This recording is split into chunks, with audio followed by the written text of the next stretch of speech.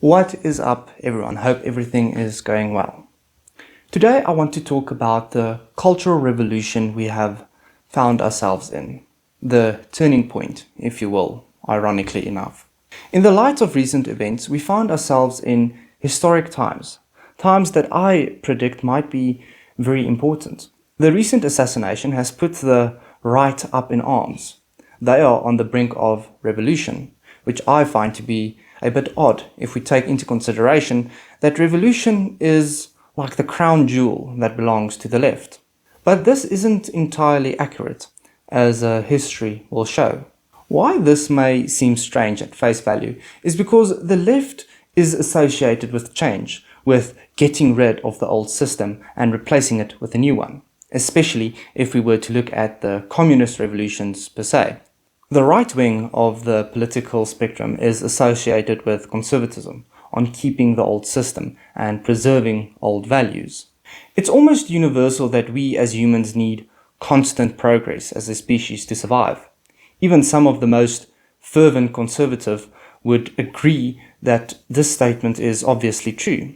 That's why I would say that most of the conservative right are more libertarian in nature rather than, let's say, extremist, like they like stagnation. So they are still progressive, but choose to confront change with a bit more caution, rather than just being anarchist in nature. But this is rather oversimplified, because some radical conservatives would still advocate for radical change, but you get the general gist, what I'm getting at. So how did we find ourselves in this cultural turning point? Before we answer this question, let's look at a few examples of revolutions that occurred on the left and on the right.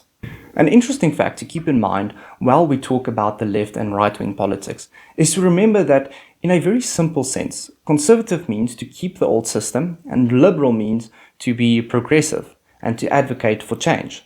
So an old grandfather living in China under Mao Zedong, wanting to keep the old communist system in the light of a capitalist reform would be seen as a conservative in this context.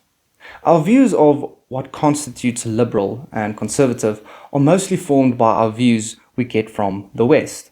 So on to our historical context. So let's look at the most popular revolutions in recent history. The Russian Revolution, 1917. So why did it happen? Well, extreme poverty and inequality engulfed Mother Russia. Most Russians were poor peasants, while the nobles and the Tsar lived in wealth. This, combined with the suffering of World War I, caused food shortages, huge casualties, and an economic collapse. When the people of Russia saw how they were suffering, but the nobility lived in luxury, they decided it was time for change.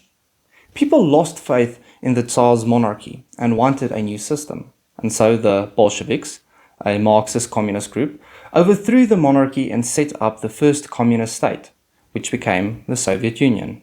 Now let's look at a right-wing revolution. The Nazis' rise to power in Germany, 1933 to 1934.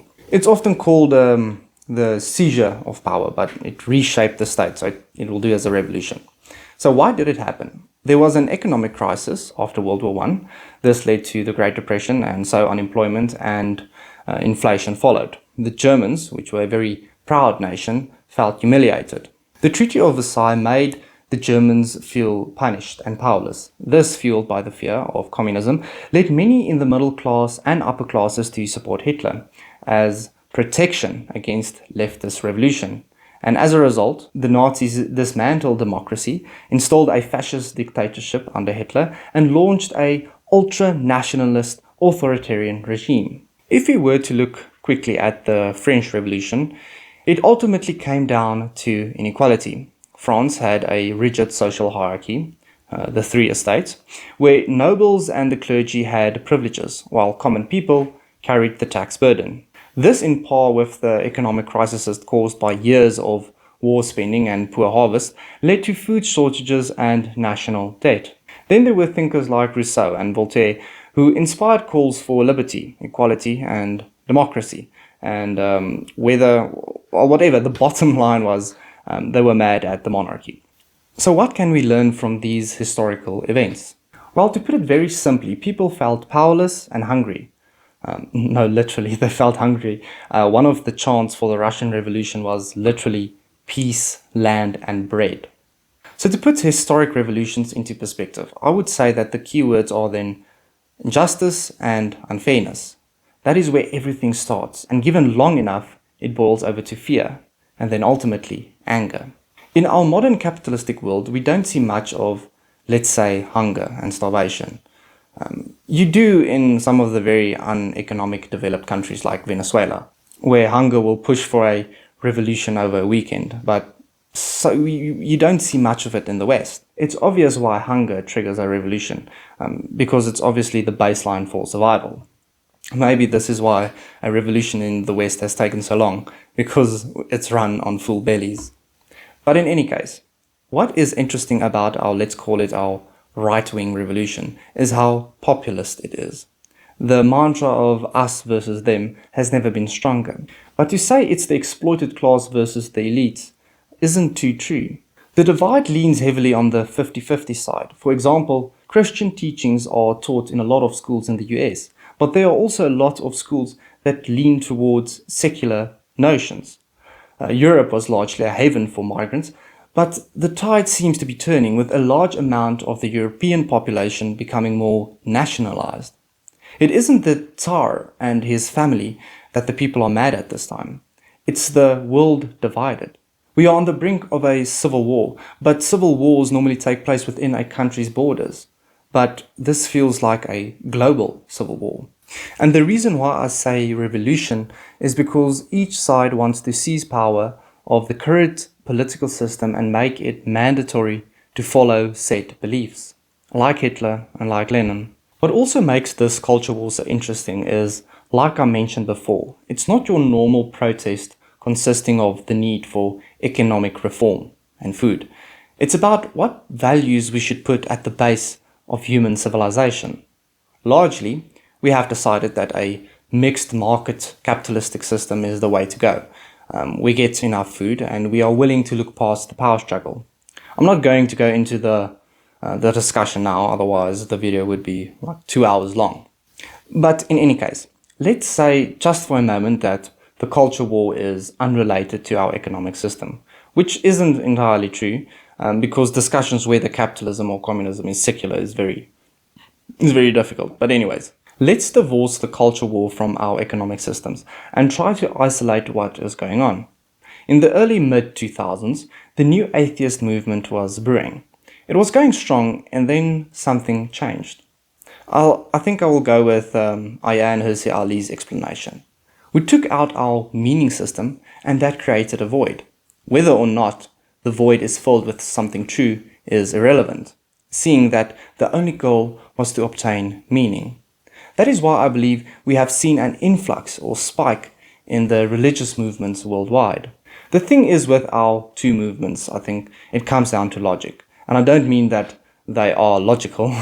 I mean, does their ideology follow the rules that are set by its own ideology?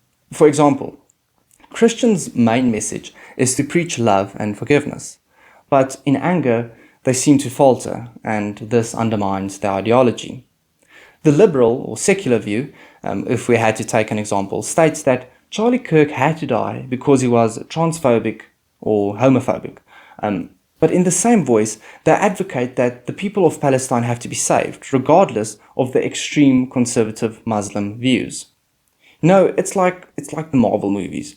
We all know it's fiction, and we decide to play along.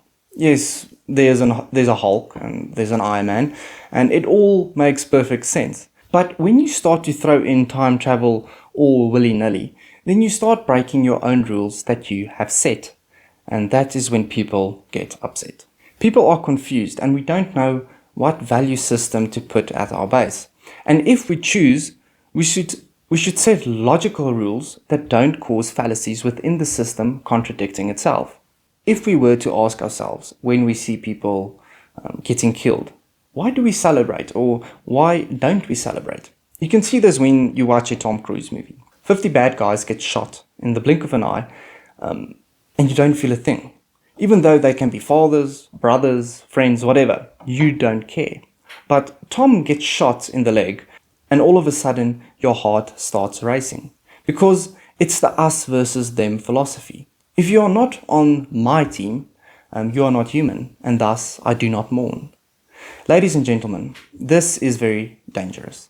It might have been evolutionary beneficial when we were still in tribes, to see outsiders as less than human. But in today's modern world, it is barbaric. If we continue with this cultural war, with the notion that our counterparts are less than human, we are on the brink of war. We should let logic and what I always tend to call this utilitarianism, but it isn't entirely correct. It's more in line with what is most useful to the human race in terms of longevity and progress, and overall lifetime meaning / happiness. Let's call it humanist utilitarianism. And for us to use this statement as, let's say, the comb to see what ideologies work best, we need to talk and we need to argue, but I'm damn near sure we don't have to kill.